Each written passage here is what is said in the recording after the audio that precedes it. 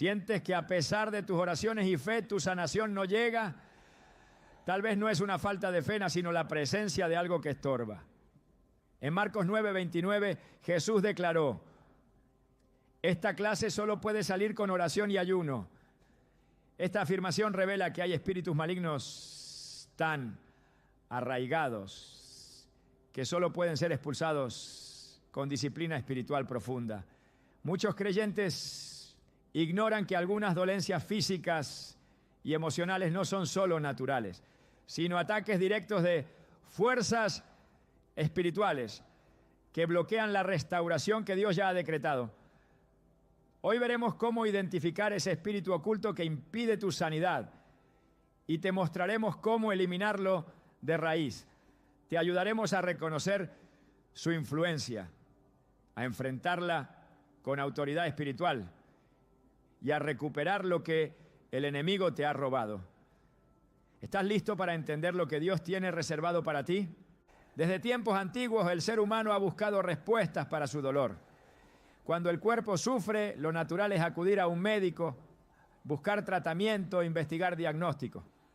Pero ¿qué ocurre cuando, a pesar de todo esfuerzo, la sanación no llega? Y si la medicina no encuentra causa, pero el sufrimiento persiste. En muchos casos lo que parece una dolencia física es en realidad la manifestación de una herida más profunda. Una que no se ve en radiografías ni se detecta con análisis clínicos, pero que consume lentamente la vitalidad, la alegría y la paz interior. No todo lo que duele está en la carne. A veces el alma enferma primero y el cuerpo solo grita lo que el espíritu ya no puede callar. La Biblia revela verdades que el mundo moderno ha querido ignorar. En Mateo 8:16 se nos narra que al anochecer le llevaron muchos endemoniados y con su palabra expulsó a los espíritus y sanó a todos los enfermos. Este versículo nos muestra que en muchos casos Jesús no solo sanaba enfermedades físicas, sino que trataba con espíritus que las causaban. No eran simples dolencias del cuerpo, eran opresiones espirituales disfrazadas de enfermedad. Esta dimensión espiritual de la sanidad ha sido olvidada por muchos, pero sigue siendo tan real hoy como en los tiempos de Cristo. Hay espíritus malignos que operan silenciosamente, disfrazándose de trastornos emocionales, fatiga crónica, depresión, ansiedad, insomnio, enfermedades autoinmunes y un sinfín de síntomas sin explicación clínica definitiva. ¿Qué ocurre cuando la medicina dice no sabemos, pero tú sabes que algo no está bien? Es en ese punto donde el discernimiento espiritual se vuelve esencial. El enemigo ha perfeccionado el arte del engaño. Una de sus estrategias más peligrosas es hacerte creer que tu sufrimiento es puramente físico, cuando en realidad ha sido orquestado desde las tinieblas. Efesios 6:12 nos lo advierte con claridad. Porque no tenemos lucha contra carne y sangre, sino contra principados, contra potestades, contra los gobernadores de las tinieblas de este siglo, contra huestes espirituales de maldad en las regiones celestes. El cuerpo no es el enemigo, el síntoma no es la raíz. El verdadero conflicto ocurre en lo invisible, en lo espiritual, en lo profundo del alma, donde se libran las batallas más intensas. He conocido a personas que han peregrinado de médico en médico, especialistas, terapeutas, tratamientos alternativos, y nada parece funcionar. Pero cuando alguien por fin les guía a confrontar el aspecto espiritual de su dolor, algo cambia. Recuerdo el testimonio de una mujer que por años sufrió dolores abdominales insoportables. Ningún examen encontraba causa, ningún tratamiento le aliviaba. Cuando comenzó a orar con ayuno, Dios le mostró que el origen de su dolor estaba ligado a una experiencia de abuso del pasado que nunca había sanado. Había permitido que la amargura, el temor y el resentimiento echaran raíces en su interior. Y en esa tierra contaminada, un espíritu de enfermedad había encontrado morada. No fue hasta que enfrentó su herida, perdonó y renunció a todo vínculo con ese pasado que su cuerpo comenzó a sanar. Lo que parecía un problema médico era en realidad un asunto del alma. En Lucas 13 Jesús nos presenta una historia poderosa. Dice así en los versículos 10 al 13. Enseñaba Jesús en una sinagoga en el día de reposo y había allí una mujer que desde hacía 18 años tenía un espíritu de enfermedad y andaba encorvada y en ninguna manera se podía enderezar. Cuando Jesús la vio, la llamó y le dijo: mujer, eres libre de tu enfermedad. Y puso las manos sobre ella y ella se enderezó luego y glorificaba a Dios. Esta mujer llevaba casi 2 décadas doblada, físicamente limitada, incapaz de mirar hacia arriba. Pero la Escritura no dice que era una enfermedad ósea o muscular. Number era un espíritu de enfermedad. No algo natural, sino espiritual. Jesús lo identificó de inmediato, lo reprendió y con una sola palabra la mujer fue libre. ¿Cuántos hoy viven como ella, cargando dolores físicos que no son otra cosa que cadenas espirituales? Es importante entender que no estamos diciendo que toda enfermedad sea causada por un demonio, pero sí debemos reconocer que hay casos donde la raíz no es física sino espiritual. Y cuando el origen es espiritual, solo puede ser tratado con herramientas espirituales. La oración, el ayuno, la confesión, el perdón, la renuncia, la intercesión, son instrumentos poderosos que no solo mueven el cielo, sino que también desatan libertad sobre nuestras vidas aquí en la tierra. Santiago 5:16 nos enseña: confesaos vuestras ofensas unos a otros y orad unos por otros para que seáis sanados. La oración eficaz del justo puede mucho. La sanidad muchas veces comienza cuando el alma se libera del peso que lleva años arrastrando. Uno de los errores más comunes es ignorar las señales espirituales.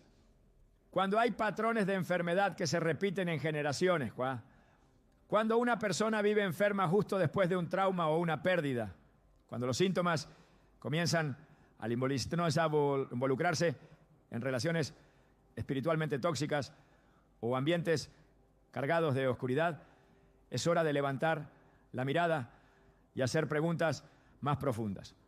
La sanidad no siempre comienza en el hospital, sino en el altar. Y el enemigo lo sabe. Por eso trabaja incansablemente para que no mires hacia el lugar correcto. Te quiere distraído con tratamientos interminables, desesperado por diagnósticos, confundido por síntomas. Pero cuando el pueblo de Dios despierta y reconoce que hay una dimensión más allá de lo visible, el enemigo pierde poder. El Salmo 107:20 declara: envió su palabra y los sanó y los libró de su ruina. Esta promesa sigue vigente. La palabra de Dios tiene poder para sanar no solo el cuerpo, sino también el alma y el espíritu. Pero para recibir esa sanidad, debemos exponernos a esa palabra, creerla, meditarla, declararla con fe. No basta con saber que Dios sana. Es necesario permitirle que Él nos muestre qué necesita ser sanado en lo profundo de nuestro ser. Muchas veces no es el dolor de cabeza lo que hay que tratar, sino el espíritu de ansiedad que se ha convertido en huésped constante. No es el insomnio el verdadero problema, sino la opresión espiritual que se manifiesta cuando cierras los ojos. No es solo cansancio, es un peso invisible que roba tus fuerzas porque se alimenta de tus heridas no sanadas. En Marcos 5 encontramos la historia de la mujer del flujo de sangre, 12 años padeciendo, 12 años sin respuesta. Dice la Escritura que había sufrido mucho de muchos médicos y gastado todo lo que tenía y nada había aprovechado. Antes le iba peor. Esta mujer representa a tantos que hoy se sienten igual, cansados, vacíos, sin soluciones. Pero ella hizo algo diferente. Se acercó a Jesús con fe, sabiendo que si tan solo tocaba el borde de su manto, sería sana. Y así fue. Jesús no solo la sanó físicamente, sino que también le dijo: hija, tu fe te ha hecho salva, ve en paz y queda sana de tu azote. La fe de esta mujer no solo tocó el poder de Dios, sino que destruyó toda raíz de desesperanza, de vergüenza y de dolor prolongado. La fe es una llave espiritual que abre la puerta a la sanidad cuando todo lo demás ha fallado. Es crucial examinar el estado del alma antes de correr tras soluciones externas. El rey David lo entendía profundamente. En el Salmo 32, 3-5, él declara: mientras callé, se envejecieron mis huesos en mi gemir todo el día, porque de día y de noche se agravó sobre mí tu mano, se volvió mi verdor en sequedades de verano. Mi pecado te declaré, y no encubrí mi iniquidad. Dije: confesaré mis transgresiones a Jehová, y tú perdonaste la maldad de mi pecado. Este pasaje nos revela cómo el pecado no confesado, el dolor reprimido y la culpa escondida pueden tener consecuencias físicas. Pero también nos muestra que cuando confesamos, cuando sacamos a la luz lo que estaba oculto, Dios responde con perdón y con sanidad. Hoy, tal vez tú también estás encorvado como aquella mujer en la sinagoga. Tal vez sientes un peso sobre tu espalda, un cansancio que no es solo físico, una tristeza que ningún medicamento puede aliviar. Quizás ya lo has intentado todo, pero ¿ya fuiste al lugar correcto? ¿Ya enfrentaste lo que tu alma no quiere recordar? ¿Ya expulsaste lo que tu espíritu lleva años soportando en silencio? No es casualidad que estés viendo este mensaje. Dios quiere revelarte que lo que te oprime no es solo una enfermedad, es un espíritu que debe ser confrontado, reprendido y echado fuera en el nombre de Jesús. No estás solo, no estás condenado. La sanidad que buscas no es imposible. Solo necesitas ir al origen real de tu dolor. Y cuando lo hagas verás cómo el cuerpo responde, cómo el alma respira, cómo la mente se aquieta. Porque donde el Espíritu del Señor está, allí hay libertad. La sanidad comienza con una revelación, una verdad espiritual que rompe el engaño. Y hoy esa verdad ha llegado hasta ti. No ignores la voz que te llama. No minimices los síntomas de tu alma. Dios quiere sanarte completamente, pero primero necesitas dejar que Él entre, donde nadie más ha entrado. Y cuando lo haga, lo que por años estuvo bloqueado será liberado. Porque cuando Cristo libera, lo hace por completo. Muchos oran, muchos claman, muchos esperan, pero aún después de tanto tiempo nada cambia. La vida espiritual parece congelada, el avance se detiene, las promesas no se cumplen. Lo que alguna vez fue un camino con dirección, ahora se ha transformado en un círculo constante de repetición. Las mismas luchas, los mismos tropiezos, las mismas puertas cerradas. Esto no es una simple pausa en el proceso, es la señal de una operación espiritual más profunda. Cuando lo visible no se transforma a pesar de todo el esfuerzo, es hora de mirar lo invisible. Y allí, en lo oculto, se encuentra muchas veces una realidad que no puede ignorarse: el espíritu de estancamiento. La palabra de Dios no deja vacíos cuando se trata de mostrar cómo operan estas fuerzas. En el libro de Deuteronomio, capítulo 2, versículo 3, se encuentra una declaración poderosa de parte del Señor a su pueblo. Ya bastante tiempo han estado rodeando este monte. Den la vuelta hacia el norte. Este mensaje no era una observación geográfica, era una confrontación espiritual. El pueblo de Israel había pasado años vagando alrededor de la misma región sin entrar en la tierra prometida. Estaban vivos, pero no avanzaban. Existían, pero no progresaban. Tenían dirección, pero no movimiento. Esa es la esencia del estancamiento espiritual. Vivir atrapado en una temporada que ya deberías haber terminado. Este tipo de estancamiento no siempre se nota al principio. Puede disfrazarse de prudencia, de espera, incluso de paciencia. Pero cuando las estaciones se prolongan más allá del propósito de Dios, cuando los ciclos se repiten y la esperanza se desgasta, hay que discernir si no estamos siendo retenidos por una fuerza espiritual que ha aprendido a operar en silencio. El enemigo sabe que no siempre necesita destruir para vencer, a veces basta con detener. Si logra congelar tu fe, si consigue hacerte girar en círculos, si te convence de que ya nada puede cambiar, ha logrado su objetivo.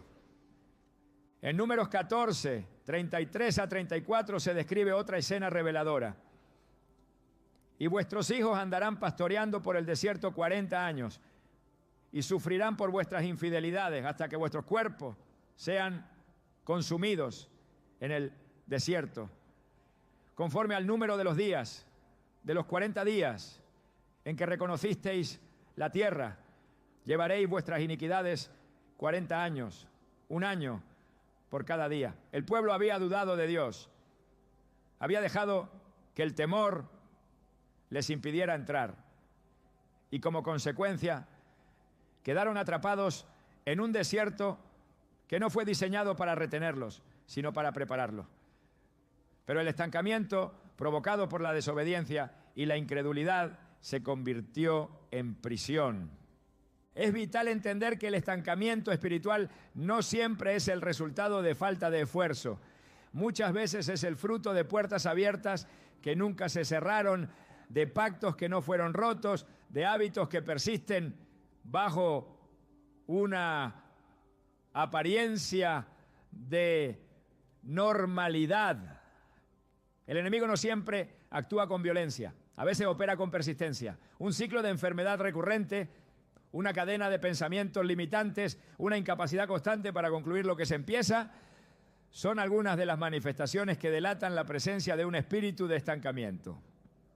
Su función es agotar lentamente la fe, erosionar la perseverancia y consumir la esperanza, hasta que la persona se conforme con vivir en el umbral de lo que Dios prometió, sin jamás entrar. Cuando el Señor habló a Josué en el capítulo 1 de su libro, fue directo: mi siervo Moisés ha muerto. Ahora pues levántate y pasa este Jordán. Josué 1:2. Era un llamado a romper con la inercia. Moisés había guiado al pueblo, pero su ciclo había concluido. Josué no podía seguir esperando en el pasado. Había un tiempo nuevo que requería una acción nueva. Esta instrucción no era solo física, era espiritual. Levantarse implicaba más que moverse, implicaba asumir la autoridad, cerrar el capítulo anterior, sacudirse el letargo, rechazar la nostalgia y caminar hacia la conquista. Dios no llama a permanecer inmóviles en tierra de promesa. Él llama a poseerla. El espíritu de estancamiento muchas veces se alimenta de la indecisión.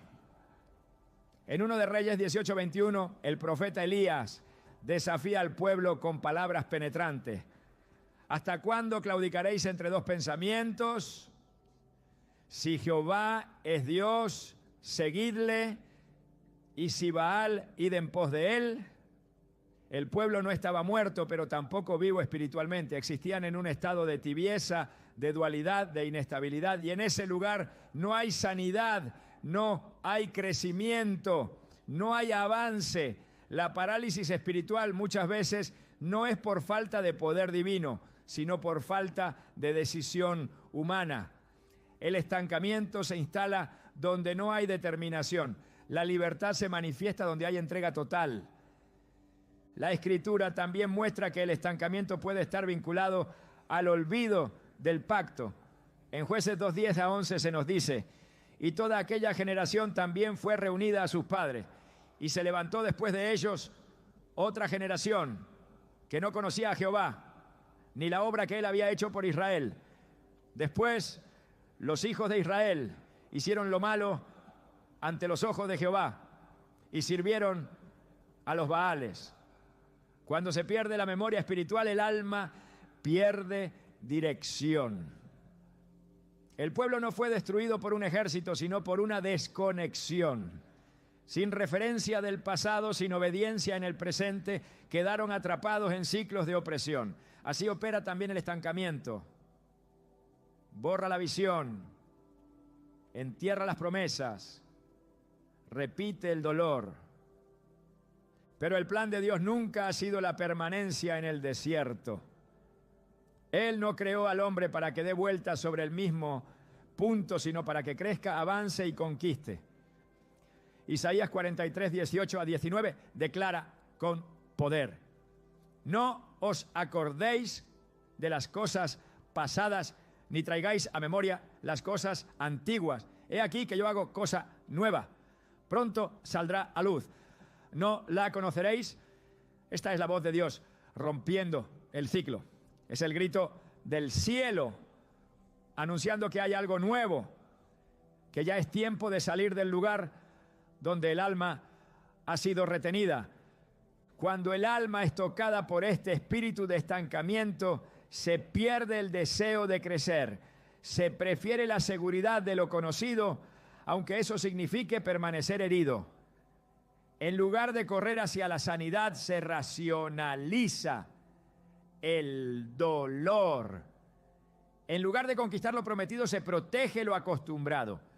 El estancamiento no solo detiene el cuerpo, detiene la visión, apaga el fuego, enfría el corazón.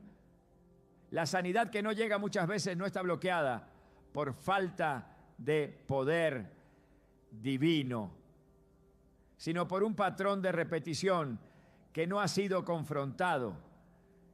La Escritura es clara: donde hay obediencia hay dirección, y donde hay dirección hay movimiento.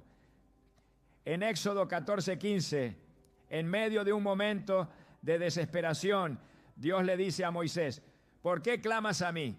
Di a los hijos de Israel que marchen. Es un llamado a moverse, a romper la pasividad, a actuar en fe incluso cuando no hay certeza. El mar no se abrió hasta que hubo movimiento. El milagro no ocurrió mientras el pueblo estaba detenido. Solo cuando comenzaron a marchar, Dios actuó. El estancamiento se rompe cuando hay una acción de obediencia, aunque parezca ilógica, aunque parezca pequeña. Dios honra el movimiento que nace de la fe. Hay quienes viven en ciclos donde cada avance es seguido de una recaída. Cada progreso es frenado por una crisis. Cada intento de cambio termina en frustración. Esto no siempre es casual, es una señal de que hay una estructura espiritual diseñada para limitar. Y esas estructuras no caen con esfuerzo humano, sino con confrontación espiritual. En Jeremías 1:10, Dios le dice al profeta: mira que te he puesto en este día sobre naciones y sobre reinos para arrancar y para destruir, para arruinar y para derribar, para edificar y para plantar. Antes de construir hay que derribar, antes de avanzar hay que destruir lo que impide el paso. No se puede romper el estancamiento sin una guerra espiritual. El estancamiento también se manifiesta en la mente. En 2 Corintios 10, 4 a 5, el apóstol Pablo escribe: porque las armas de nuestra milicia no son carnales, sino poderosas en Dios para la destrucción de fortalezas, derribando argumentos y toda altivez que se levanta contra el conocimiento de Dios. Hay pensamientos que se convierten en prisiones, ideas que bloquean la fe, creencias que impiden recibir lo que ya fue prometido. Cada pensamiento que contradice la palabra es una muralla que debe caer. El espíritu de estancamiento opera en esas fortalezas mentales, repitiendo mentiras que parecen verdad. Pero cuando la mente es renovada por la palabra, el ciclo se rompe. Zacarías 4:6 nos recuerda cómo se conquista. No con ejército ni con fuerza, sino con mi espíritu, ha dicho Jehová de los ejércitos. No se trata de estrategias humanas, se trata de alinearse con el Espíritu Santo, de permitir que Él dirija cada paso, de obedecer incluso cuando no se comprende. La sanidad no es solo el alivio del cuerpo, es la restauración del movimiento espiritual. Es salir del lugar donde el alma quedó detenida y caminar hacia lo que Dios ya estableció. El espíritu de estancamiento debe ser discernido, confrontado y expulsado con autoridad espiritual. No es suficiente orar por sanidad si no se rompe lo que bloquea la manifestación. Es necesario declarar la verdad, cerrar las puertas abiertas, cortar los ciclos repetitivos y actuar con fe. Dios no ha llamado a nadie para morir en el desierto. Su voluntad es llevarnos a la tierra prometida, al cumplimiento de su palabra, al avance continuo en su presencia. Cuando se identifica el estancamiento y se enfrenta con la verdad de Dios, se desatan cambios que no pueden ser explicados humanamente. Las puertas se abren, la fe se activa, la vida se alinea con el propósito. Lo que estaba bloqueado comienza a fluir, porque Dios no es Dios de parálisis, sino de propósito. No es Dios de ciclos interminables, no, sino de cumplimiento. Y cuando Él habla, el alma despierta, los pies se levantan y el camino se despeja. Ese es el momento donde todo cambia. Uno de los mayores obstáculos para la sanidad espiritual y física no siempre es visible a los ojos humanos, pero opera con una fuerza devastadora. No se manifiesta con gritos ni con escándalos, pero consume silenciosamente el alma, corrompe el corazón y abre las puertas a la opresión espiritual. Ese obstáculo se llama falta de perdón. Cuando no se perdona, se retiene en el espíritu una carga que no fue diseñada para ser llevada. Esa carga se convierte en amargura, esa amargura en raíz, y esa raíz da fruto en forma de enfermedad, estancamiento, tormento e incluso opresión demoníaca. La falta de perdón no es solo una decisión emocional, es una puerta espiritual que define si el alma será libre o quedará encadenada. Jesús no trató el perdón como una sugerencia opcional. En Marcos 11 y 25 lo dejó claro. Y cuando estéis orando, perdonad si tenéis algo contra alguno, para que también vuestro Padre que está en los cielos os perdone a vosotros vuestras ofensas. Este principio está directamente relacionado con la eficacia de la oración. El perdón no solo libera a la persona que lo recibe, también libera a quien lo otorga. Cuando se retiene el perdón, se estanca el fluir espiritual. El cielo se cierra, la sanidad se retrasa, la voz de Dios se silencia. La falta de perdón actúa como un grillete invisible que impide al alma recibir la plenitud de la gracia divina. En Mateo 18, Jesús enseñó una parábola que ilustra con fuerza este principio. Habló de un siervo que debía una enorme cantidad a su señor. El Señor, movido a misericordia, le perdonó la deuda.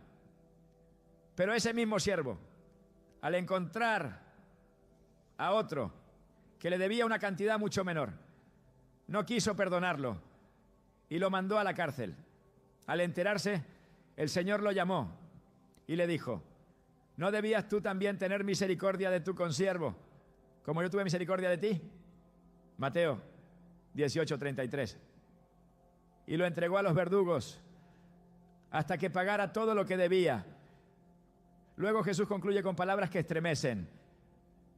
Así también mi Padre Celestial hará con vosotros, si no perdonáis de todo corazón cada uno a su hermano sus ofensas. Versículo 35. El que no perdona se entrega a los verdugos. La falta de perdón abre una puerta espiritual legal para que el enemigo atormente. Y mientras esa puerta siga abierta, no hay oración que rompa el yugo. El espíritu de enfermedad encuentra terreno fértil en corazones que no han perdonado. La amargura, la ira, el rencor y el resentimiento son puertas abiertas que permiten al enemigo establecer fortalezas en la mente, en el alma y eventualmente en el cuerpo.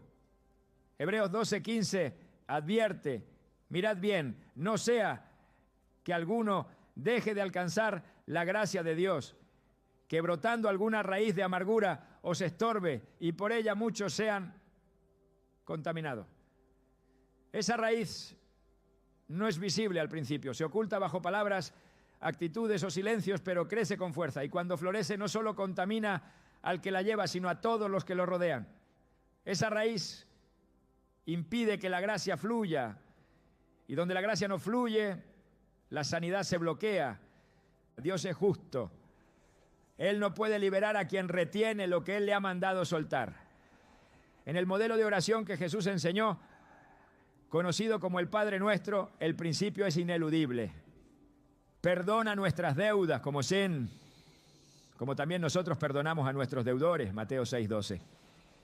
No es una oración decorativa, es una ley espiritual. El perdón que se recibe está vinculado al perdón que se otorga. No puede haber plenitud de sanidad cuando se guarda un archivo oculto de ofensas en el corazón. La falta de perdón no solo impide la restauración espiritual, puede manifestarse como enfermedades físicas, dolores persistentes, opresiones emocionales, cansancio inexplicable, insomnio, ansiedad crónica y muchos otros síntomas que la medicina no logra explicar completamente. Encuentran su raíz en almas que viven con heridas que no han querido cerrar. En Proverbios 17:22 está escrito, el corazón alegre constituye buen remedio, mas el espíritu triste seca los huesos. Este pasaje no es una metáfora, es una verdad espiritual con implicaciones físicas.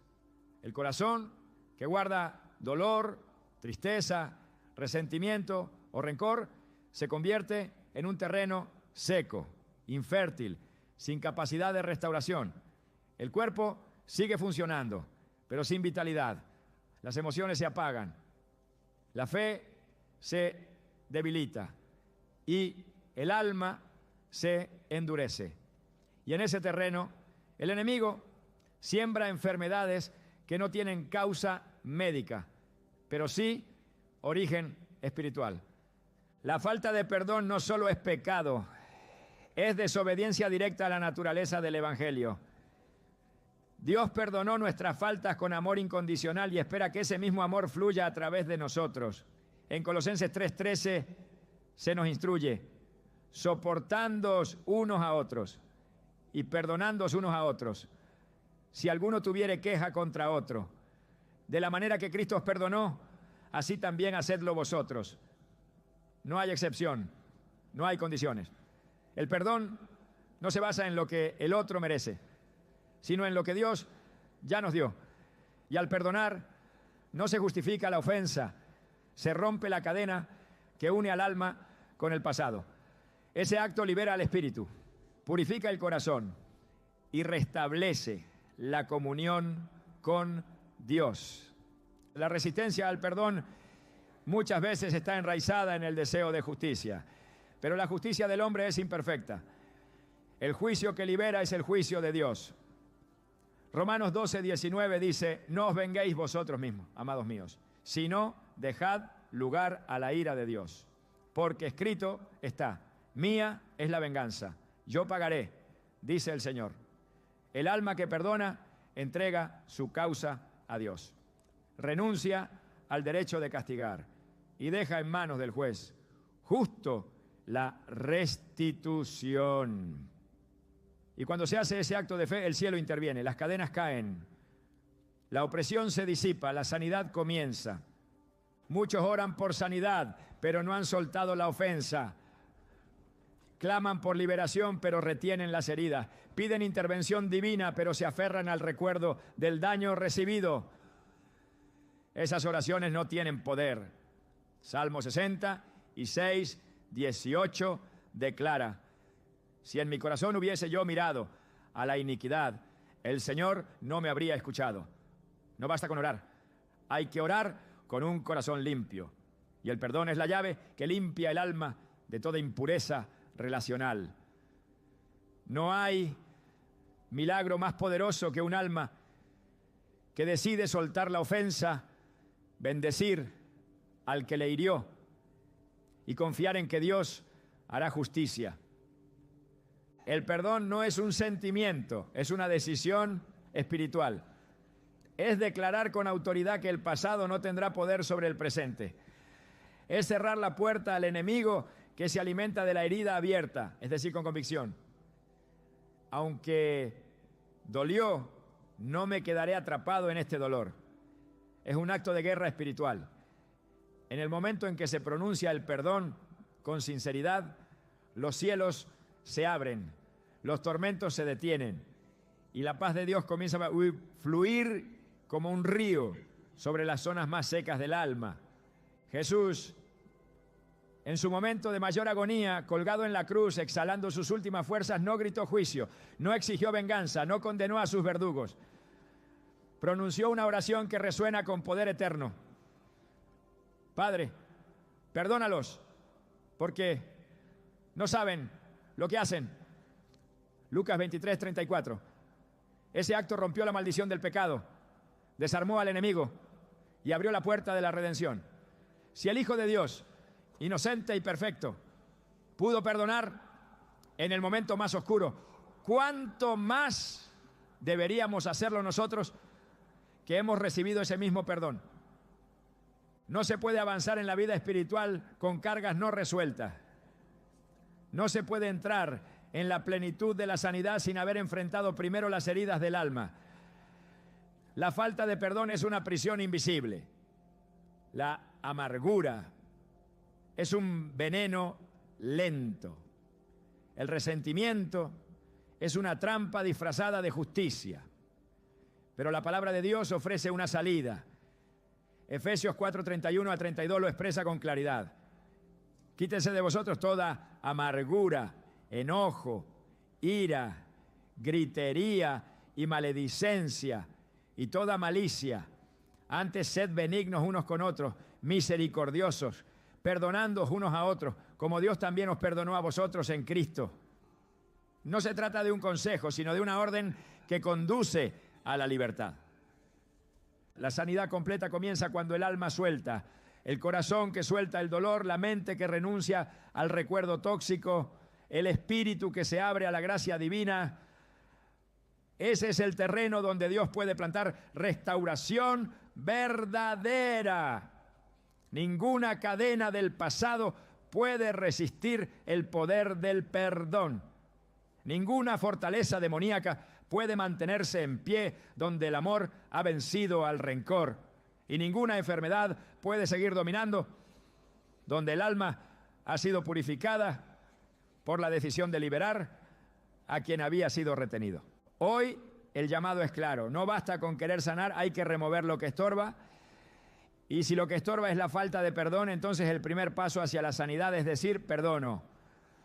No por obligación, sino por obediencia. No por debilidad, sino por fuerza espiritual.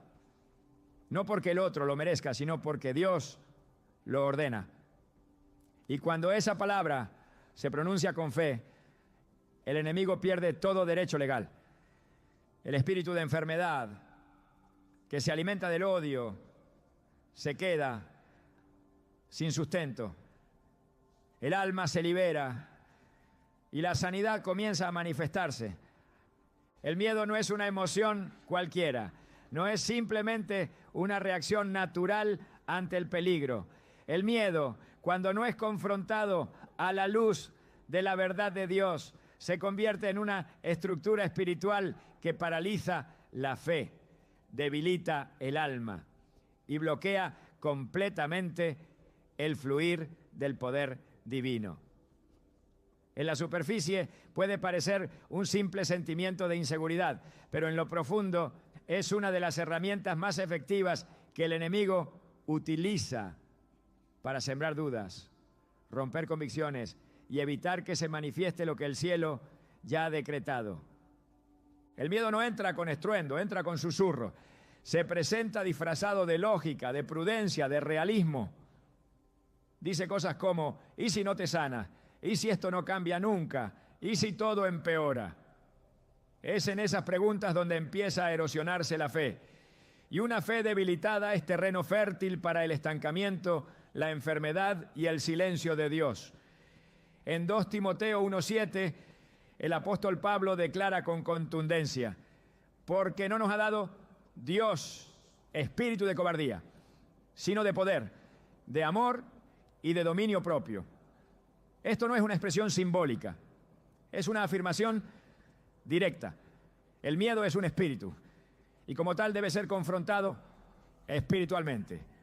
Desde el principio de la Escritura se revela que el miedo fue uno de los primeros efectos de la caída. Cuando Adán y Eva desobedecieron, su primera reacción fue esconderse. Y cuando Dios los llama, Adán responde, oí tu voz en el huerto y tuve miedo.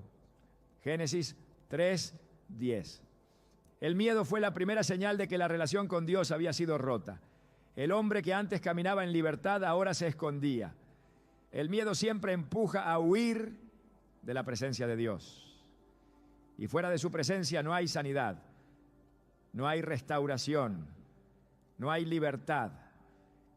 El miedo actúa como una niebla que distorsiona la percepción.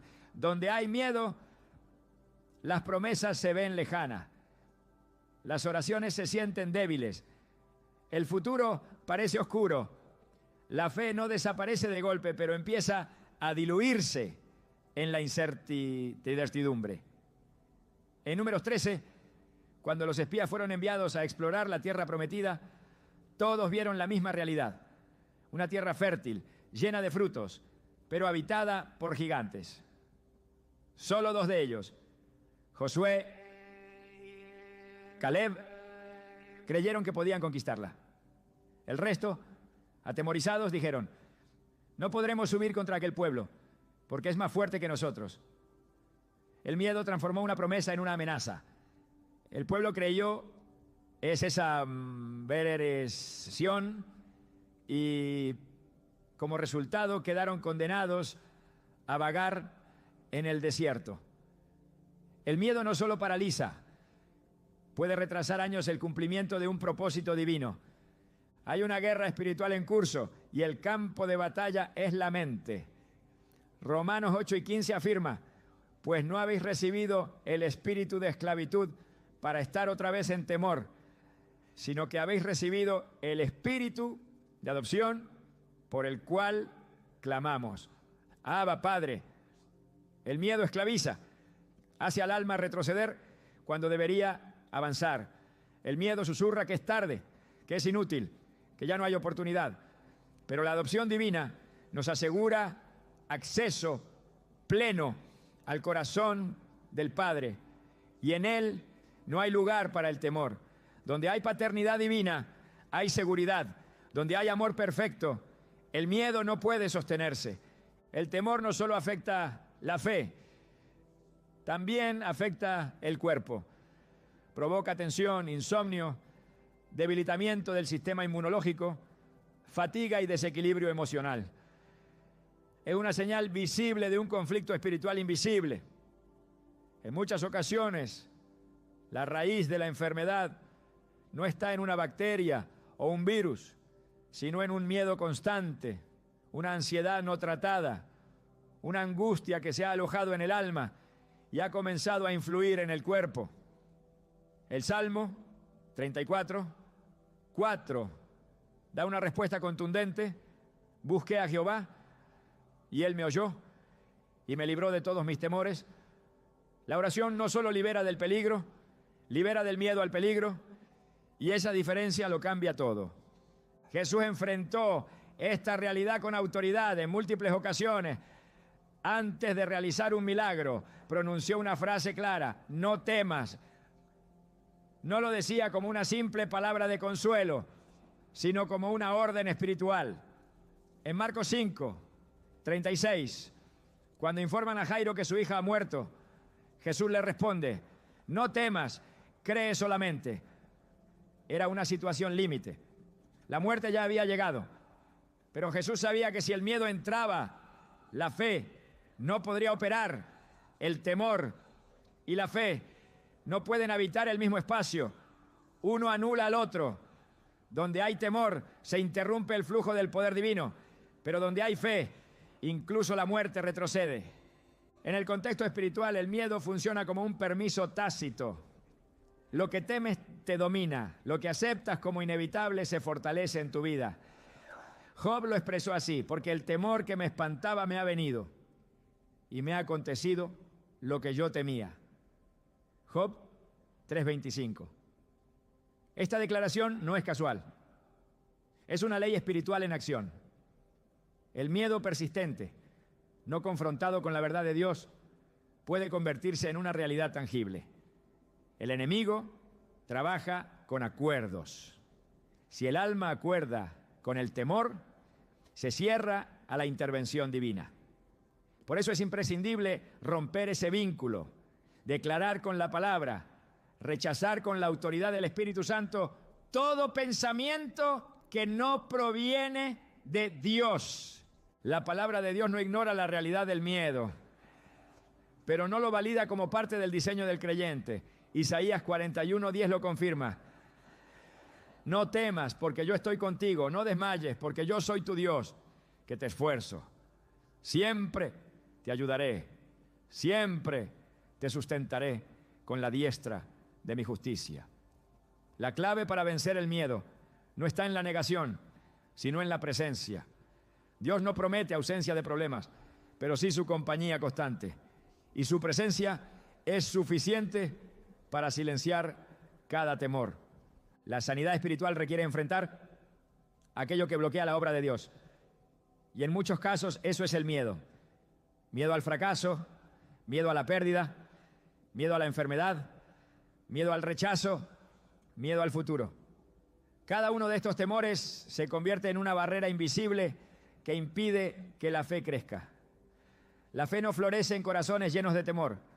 La fe se activa en corazones decididos a confiar, incluso cuando no hay evidencia visible de cambio. En Salmos 56, 3-4 está el modelo de respuesta espiritual.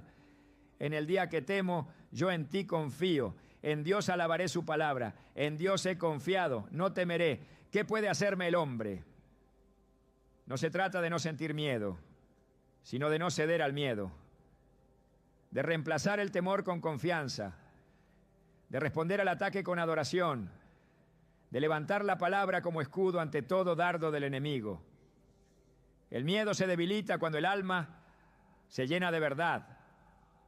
Y la verdad no es una idea abstracta, es una persona. Jesús dijo, yo soy el camino, la verdad y la vida. Conocerlo a Él es conocer la paz que vence todo temor. Hay momentos en que el miedo se presenta como una voz continua, una voz que cuestiona, que inquieta, que repite argumentos de fracaso. Esa voz debe ser silenciada con autoridad. Jesús enfrentó esa voz en el desierto, cuando el enemigo lo tentó, y lo hizo citando la Escritura. Cada vez que el diablo hablaba, Jesús respondía, escrito está. Esa es la estrategia. No se debate con el temor, se le responde con la palabra, no se le concede espacio, se le expulsa, porque cada vez que se le permite quedar, se roba un poco más de la promesa. La adoración también es un arma contra el temor. Cuando el alma se enfoca en la grandeza de Dios, el miedo se reduce. En 2 Crónicas 20, el rey Josafat enfrentaba una amenaza militar imposible. El pueblo temblaba, pero en lugar de recurrir primero a la fuerza, Josafat buscó a Dios, proclamó ayuno y comenzó a adorar. El resultado fue que Dios confundió a los enemigos y dio la victoria sin que el pueblo tuviera que pelear. Donde hay adoración, hay victoria. Porque la adoración exalta a Dios por encima del problema. Y donde Dios es exaltado, el miedo se disuelve. La sanidad que muchos anhelan está detenida porque el miedo ha tomado el lugar de la fe. Las promesas están suspendidas, no porque Dios haya cambiado, sino porque el corazón ha permitido que el temor dicte las decisiones. Pero el mismo Dios que abrió el mar, que sanó al ciego, que resucitó al muerto, sigue siendo el mismo. Su poder no ha disminuido, su amor no ha menguado y su presencia sigue siendo suficiente para deshacer toda obra de oscuridad. Hoy es el tiempo de cerrar la puerta al miedo, de identificar cada pensamiento que paraliza, cada voz que cuestiona, cada imagen que debilita. Es el momento de levantar el escudo de la fe, declarar la palabra y decidir caminar en confianza. Porque donde hay confianza, el enemigo pierde fuerza. Y donde hay fe activa, la sanidad comienza a fluir. La opresión espiritual no es un concepto simbólico, es una realidad bíblica. Existen espíritus cuya tarea es atacar áreas específicas del cuerpo, del alma y de la mente. No actúan al azar ni lo hacen sin permiso. Se aprovechan de brechas espirituales, de puertas abiertas, de pactos inconscientes o de hábitos persistentes contrarios a la voluntad de Dios. Su presencia no siempre se manifiesta con violencia externa, pero sus efectos son progresivos.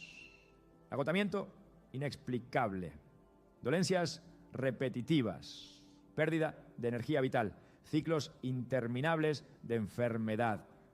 El cuerpo responde a una guerra que se origina en otra dimensión. Jesús enfrentó esta clase de ataques directamente. En Mateo 9, 32 a 33, se relata que le trajeron un mudo endemoniado y echado fuera el demonio, el mudo habló. La limitación física no era por una condición médica, era causada por un espíritu que bloqueaba su capacidad.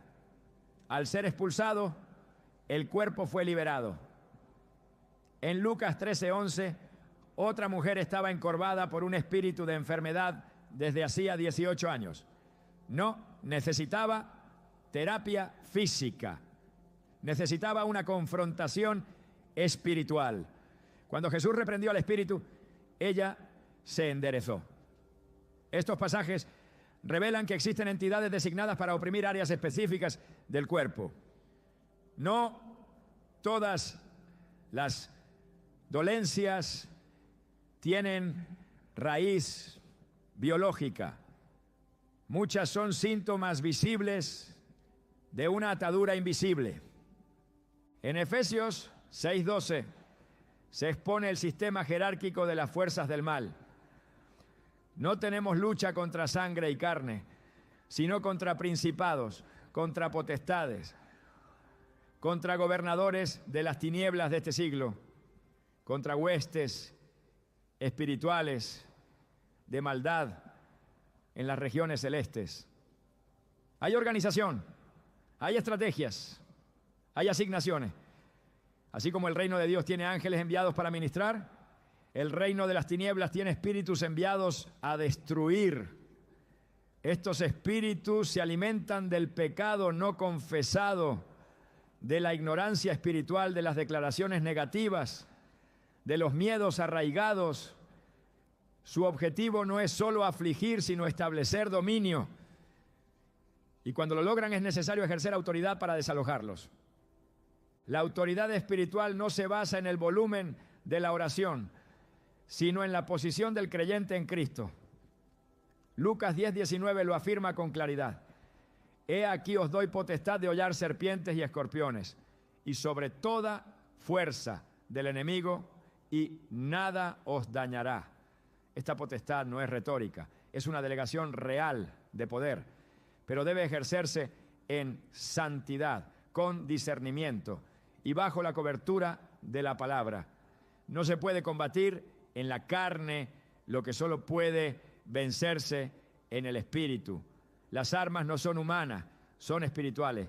Y cuando se usan correctamente, todo espíritu asignado contra el cuerpo debe retroceder. El nombre de Jesús es una de las armas más poderosas. En Filipenses 2:10 se declara: para que en el nombre de Jesús se doble toda rodilla de los que están en los cielos y en la tierra y debajo de la tierra, No hay entidad espiritual que pueda resistir la autoridad de ese nombre. Pero ese nombre no puede ser usado con ligereza.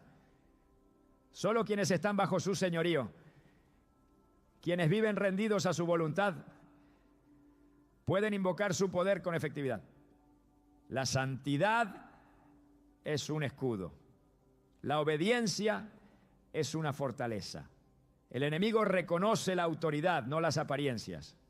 En Hechos 19, los hijos de Seba intentaron usar el nombre de Jesús sin tener relación con él. Y el Espíritu los enfrentó diciendo: a Jesús conozco y sé quién es Pablo, pero vosotros, ¿quiénes sois? La autoridad no se imita, se recibe por consagración. Otra arma clave es la sangre del Cordero. Apocalipsis 12:11 dice que los creyentes vencen por medio de la sangre del Cordero y de la palabra del testimonio de ellos. Esa sangre no solo redime, también protege, limpia, restaura. Cuando el creyente ora declarando esa sangre sobre su cuerpo, su casa, su entorno, está marcando territorio espiritual. El enemigo no puede cruzar la línea de la sangre sin ser confrontado por el poder del cielo. Es un límite inviolable, un recordatorio constante de la derrota del infierno. El ayuno también es un arma de guerra. En Marcos 9:29, Jesús afirmó que ciertos géneros de espíritus no salen sino con oración y ayuno. Hay opresiones que no ceden ante oraciones breves o declaraciones aisladas. Requieren disciplina espiritual, sacrificio de carne, búsqueda intensa. El ayuno no manipula a Dios, alinea al creyente, reduce el ruido de la carne para amplificar la voz del Espíritu. Es una forma de decirle a Dios: tu voluntad está por encima de mi necesidad. El Espíritu Santo es el aliado supremo en esta batalla. Es Él quien revela, quien guía, quien capacita. Juan 16:13 lo llama el Espíritu de verdad, y es esa verdad la que expone las obras del enemigo. Cuando se ora en el Espíritu, cuando se vive en comunión con Él, la oscuridad pierde terreno. Donde el Espíritu del Señor está, hay libertad. Y esa libertad se manifiesta también en el cuerpo. Los espíritus asignados operan con legalidad espiritual. Si no hay brechas, no pueden entrar. Por eso es esencial cerrar toda puerta abierta, renunciar a pecados pasados, cortar ataduras generacionales, cancelar palabras maldichas, romper pactos inconscientes. Cada acto de obediencia cierra una brecha. Cada declaración en fe fortalece el muro. Cada paso hacia la santidad debilita al enemigo. La victoria no es una esperanza lejana, es una realidad disponible, pero requiere confrontación. No se puede sanar lo que no se enfrenta, y no se puede enfrentar lo que no se discierne. El cuerpo no fue creado para ser prisión del dolor, fue diseñado como templo del Espíritu. Y donde habita el Espíritu Santo, ningún otro espíritu puede permanecer. La sanación no es una posibilidad remota ni una promesa incierta. Es una verdad establecida, una obra ya consumada, una herencia espiritual disponible para todo aquel que camina en fe y en obediencia. No es algo que Dios está considerando hacer, es algo que ya hizo en Cristo. Isaías 53:5 declara con autoridad: mas Él herido fue por nuestras rebeliones, molido por nuestros pecados. El castigo de nuestra paz fue sobre Él, y por su llaga fuimos nosotros curados. Esa frase no está en futuro, está en pasado. Fuimos curados. La obra fue completada. El decreto ya fue firmado en el cielo. Lo que queda es romper todo lo que impide que se manifieste en la tierra. Cuando Jesús exclamó en la cruz: consumado es, Juan 19:30, no solo sellaba el perdón de pecados, también establecía una victoria total sobre las consecuencias del pecado, incluyendo la enfermedad. Su sacrificio no fue parcial, fue total. La cruz no ofreció solo redención para el alma, sino restauración completa para el ser humano en su totalidad. espíritu, alma y cuerpo. Toda sanación verdadera es una extensión del poder de esa obra. No hay otra fuente legítima. No hay otro canal. Y si la sanidad ya fue decretada por esa sangre, entonces la enfermedad persistente es una señal de que algo está bloqueando su manifestación. El cielo no tiene enfermedades. En la presencia de Dios no hay dolencia, ni opresión, ni aflicción. En Apocalipsis 21:4 se afirma que enjugará Dios toda lágrima de los ojos de ellos. Y ya no habrá muerte, ni habrá más llanto, ni clamor, ni dolor. Ese es el modelo del reino. Y cuando Jesús enseñó a orar, dijo: hágase tu voluntad como en el cielo, así también en la tierra. Mateo 6:10. No estamos llamados a conformarnos con el dolor. Estamos llamados a alinear la tierra con el cielo. Pero esa alineación requiere acción espiritual. No basta con esperar. Hay que ejercer autoridad. Hay que identificar el bloqueo y derribarlo. Uno de los mayores errores es pensar que la sanidad es una recompensa. No es un premio por buen comportamiento. Es un derecho legal basado en la justicia de Cristo. En Marcos 2, Jesús sana a un paralítico y antes de hacerlo le dice: tus pecados te son perdonados. Los presentes se escandalizan, pero Jesús le responde: ¿qué es más fácil, decir al paralítico tus pecados te son perdonados, o decirle levántate, toma tu lecho y anda? Marcos 2:9. Él está revelando que la sanidad está directamente conectada con el perdón, con la redención, con el nuevo pacto. La misma cruz que perdona también restaura. La misma sangre que limpia también sana. Y si esa sangre ya fue derramada, la sanidad ya fue liberada. El bloqueo entonces no está en Dios, está en el hombre, está en los acuerdos ocultos, en las fortalezas mentales, en las heridas no tratadas, en los hábitos no confrontados. Está en la falta de perdón, en el miedo aceptado, en el pecado tolerado. Está en la fe inactiva, en la obediencia a medias, en la duda racionalizada. El enemigo no tiene poder autónomo para retener la sanidad, pero sí puede operar donde encuentra puertas abiertas. Jesús dijo en Juan 14:30: viene el príncipe de este mundo y él nada tiene en mí. Esa fue su fortaleza. No había en él lugar para el enemigo. Cuando se cierra cada puerta, cuando se corta cada acceso, cuando se deshacen los pactos con la oscuridad, lo que ya fue decretado comienza a fluir. En Hechos 3, Pedro y Juan encuentran a un cojo a la puerta del templo. Él esperaba limosna. Ellos liberan una sanidad. No tengo plata ni oro, pero lo que tengo te doy. En el nombre de Jesucristo de Nazaret, levántate y anda. Hechos 3:6. Esa sanidad no fue generada en el momento, fue liberada. Ya existía en el ámbito espiritual y la fe activa la trajo a lo visible. Así funciona el reino. La sanidad no se negocia, se ejecuta. No se ruega como quien mendiga.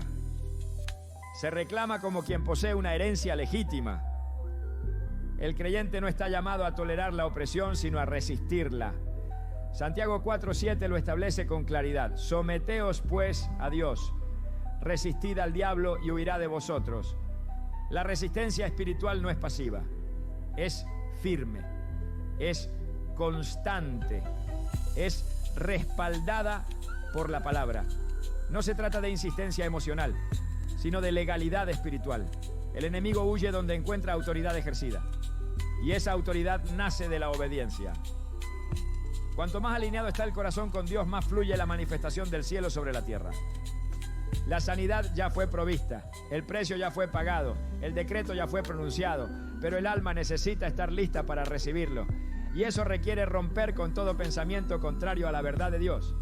En 2 Corintios 10:4-5 se afirma que las armas de nuestra milicia no son carnales, sino poderosas en Dios para la destrucción de fortalezas. Toda enfermedad que persiste sin razón aparente, toda dolencia que desafía la fe, toda opresión que debilita el cuerpo. Debe ser enfrentada como una fortaleza espiritual que necesita ser destruida. La clave no está en hacer más. Está en alinear el corazón, renovar la mente, purificar el ambiente. Está en declarar la palabra, en confesar la verdad, en renunciar a todo lo que no proviene de Dios. Está en reconocer que lo que ya fue decretado solo espera ser activado. El milagro ya fue preparado. La respuesta ya fue liberada. Y cuando el alma se conecta con esa verdad, nada puede impedir la manifestación. Dios nunca te diseñó para vivir dependiendo del dolor. No fuiste creado para normalizar la lucha constante ni para resignarte a una vida a medias. Hay una verdad que trasciende todo diagnóstico, todo pronóstico, todo historial. Tú naciste para manifestar la gloria de Dios en tu cuerpo, en tu alma, en tu espíritu. La enfermedad no es tu identidad. El estancamiento no es tu herencia. La opresión no es tu destino. Lo que te ata hoy no tiene poder para anular lo que el cielo declaró sobre ti desde la eternidad. La Escritura dice en Romanos 8:11, y si el espíritu de aquel que levantó de los muertos a Jesús mora en vosotros, el que levantó de los muertos a Cristo Jesús vivificará también vuestros cuerpos mortales por su espíritu que mora en vosotros. Esta no es una promesa distante, es una realidad presente. Ese espíritu vive en ti. Y si pudo levantar a Jesús de entre los muertos, no hay dolencia que no pueda ser revertida, no hay ciclo que no pueda ser quebrado, no hay opresión que no pueda ser destruida por ese mismo poder. Pero para que la sanación fluya, hay algo que debes hacer: dejar de esperar como víctima y empezar a moverte como hijo. No te quedes observando la puerta cerrada, no sigas analizando el porqué del retraso. Comienza a declarar con la autoridad que se te ha dado. Comienza a caminar, aunque todavía duela. Comienza a alabar, aunque aún no veas el cambio. Cada paso en fe es una bofetada al infierno. Cada decisión de confiar es un acto de guerra contra las tinieblas. Cada vez que eliges creer en lo invisible, estás abriendo espacio para que lo eterno se manifieste. No permitas que ese espíritu maligno escriba el final de tu historia. No le des poder con tu silencio, con tu resignación, con tu rutina de derrota. Hoy es el día para romper. Hoy es el día para alinear tu boca con lo que Dios ya dijo. Hoy es el día para levantarte y declarar: no viviré estancado, no viviré limitado, no viviré oprimido, porque el Espíritu de Dios mora en mí y su poder vivifica todo lo que parecía muerto. Tu sanación no empieza con un milagro visible, comienza con una decisión interna, y esa decisión puedes tomarla ahora.